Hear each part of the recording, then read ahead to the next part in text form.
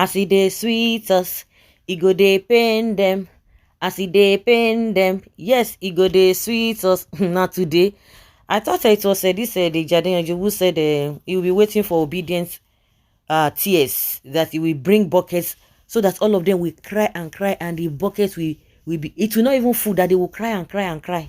Now he's coming to tell, accusing Igbos, or blaming them, lambasting Igbos for not joining protest. Protest for what? For who? For which one? You know, like they always say, he who is on the floor, on the ground, again, is not afraid of falling, because waiting the one they fear for, because they knew all of these things, because all of you, tribalism will not allow you to have sense. All of them are dancing left and right now. They don't even know what to say. No, you are blaming Igbo that they are being childish for saying they will not join any protest again. The failed Tinubu government, because they voted their tribe man 99% and didn't win. Really? So why should they join in protest for what? To protest? They did. People that are protesting against Tinubu are the ones who voted for him, who thought that he was going to do the right thing, and it's not doing the right thing. They're coming out to say, no, why should you do that? The Adeyanju lambast Igbos. I love when I see some childish people saying they will not join any protest against the failed Tinubu government because they voted their tribe man 99% and didn't win. They just said a renowned activist, the Adeyanju, a renowned activist, has castigated videos and publications from a specific ethnic group asserting their refusal to participate in any form of rebellion against President Tinubu's administration. In recent days, numerous protests have erupted in key states across the nation, fueled by the severe hardships, insecurity, and hunger stemming from President Tinubu's government since his assumption of office as commander-in-chief after defeating Peter Obi of the Labour Party and Atiku of the People's Democratic Party. Despite numerous blunders during the campaign season and the failure of the previous APC administration to fulfill its promises of delivering the dividends of democracy, Tinubu garnered 8.9 million votes in the past presidential election conducted by the electoral body INEC. In light of the surface videos showing Nigerians reacting adversely to the hardships primarily observed among the people of the Southwest region, in inhabitants of the South and Southeast regions who overwhelmingly voted for Obi have declared unanimously that they will not engage in any form of protest. Instead, they plan to retaliate in the next 3 years by casting their vote for Tinubu for his second term to prolong the hardships. Reacting to this trend, Adeyanju remarked, when you see some childish people saying they will not join any protest against the failed government of Tinubu, so Tinubu has failed. I think say now you get to this thing, Obi no fit down, this and that, you. And that's why I said, you know, they have a many 100 months. Now you are crying. Who is not crying? The people you promised that they will cry. You are the one who is not crying. Because as far as I am concerned, you are the one crying. However, it is noteworthy that Yorubas do not even deserve such criticism from the people of the South and Southeast, as Tinubu lost 2 states, Lagos and Osun, in the Southwest to Obi and Atiku, respectively. Furthermore, it is essential to acknowledge that prominent Yoruba figures such as former President Obasanjo, Mr. Macaroni, Fast, Bode, George, among others, endorsed Peter Obi's agenda for a better Nigeria. I think all these people, you call them bastards, you call them Omuali. Now, you people are telling us that prominence, this, but they were being called Omuali. The significant question is whether tribalism is truly necessary at this juncture. He water. Share it they sweet them that time now he's paying them.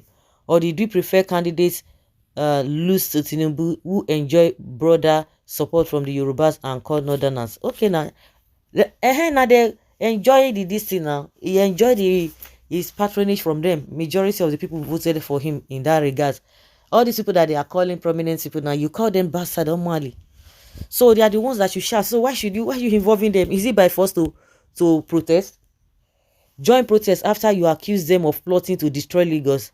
We should all pray and support Tinubu government and is our president. Nice one there, bros. Join protest is unpatriotic and act of irresponsibility. We know they protest anything. 2027, you people should vote another rubbish and see the results later. Why will the Igbos join the protest? Didn't they warn you and your people about Buhari and Tinubu? Tribal politics have consequences. Those that voted based on tribe, ignoring competence and merit, shouldn't even look for who to join them in protest. What an empty-handed comment by DG. You are making a big mistake, by the way. You think firstly Tinubu didn't even win the election.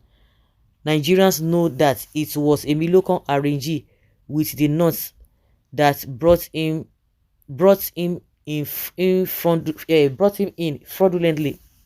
Igbos are fed up with telling other tribes in Nigeria what will happen. They ignore it only to ask them to join against what they prophesied earlier. We have tried carrying others along, but they will term it tribalism. So let Igbos alone. Some useless food talks anyhow. How can you force people to protest? I don't know.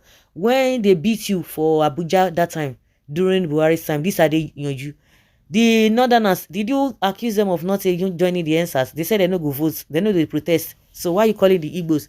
And at the end of the day, that one said was a national call.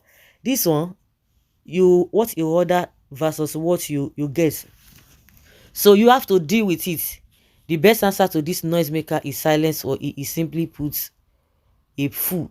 Deji, you are a frustrated, unserious person. Go and delete yourself. Leave us alone. If we protest now, the same you will start shouting that it is because of Obi loss. That is why we are protesting. Now we have decided to take our destiny in our hands. You are still complaining. Go and look at what is happening in your state of Kogi. Leave us alone. It's true now. By the time Igbo start, and they say, hey, now because Obi no, even they never even start to Shetima down, they blame them. Shetima down, they blame them. They are looking for who to blame, who to transfer all this thing to. All this blame to. Is the man from Kogi. I remember in the company I worked at Agbara, whenever this is an advertised vacancy, there's an advertised vacancy, it will be boldly written, Kogi indigenous need not apply. It was perceived that they are all mentally unhinged. I believe it. Okay, if the Igbos are at the forefront of this protest now, they will be the first to label it hip-hop agitation. Now that the protest is starting from the Yoruba land, please leave the Igbo, because you got what you wanted. The Igbo should not be used as dumps. Should not be used and dumped. It is true there is hardship in Nigeria, but we the Igbos are not feeling it because God is in our midst, providing for us. In 2027, we shall vote for Tinubu to prolong the suffering. Oh my God. You see, not all people that walk on the streets are normal. So the called DG Adeyanju that has no name think he can talk to the Igbos as he likes. He should be mindful of his works. Our silence is not that Igbos are coward, but we can deliver on unexpected time.